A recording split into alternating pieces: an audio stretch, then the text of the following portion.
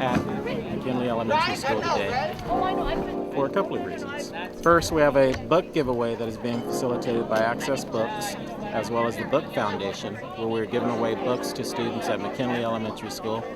Later on in the day, we will also be visiting 2 other schools within Compton Unified School District doing the same. In addition to that, we have the Sloane Stephens Foundation that is here with us today, and we are giving away food to 135 families within Compton Unified School District to assist them during the COVID-19 pandemic. Today's a great day at McKinley Elementary School. Sloane has partnered with Fresh and Lean to ensure that our families in Compton are taken care of and have healthy meals during the pandemic.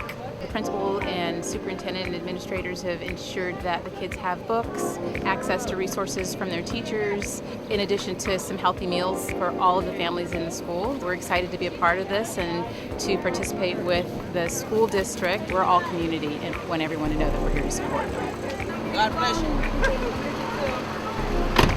Today we are here at McKinley and we are headed over to McNair, Foster, and then we also will be helping Birch next week. I'm here with Ruth from the Book Foundation. We're doing a quick grab and go for books. They're all brand new books that we have pre-packaged per grade, so children have access to wonderful books to read at home during this COVID-19 crisis. This is a very critical time to be getting books into the homes of these families so that they have access to learning materials as well as some great escape. By the end of next week, we'll have served 4 schools. And everybody needs to work together at this time to serve the people who are at the highest needs. And we're feeling really good about this. We've been giving out thousands of books for a few years, and this feels really, really important right now.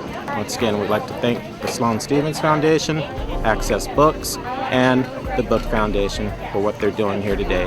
Thank you.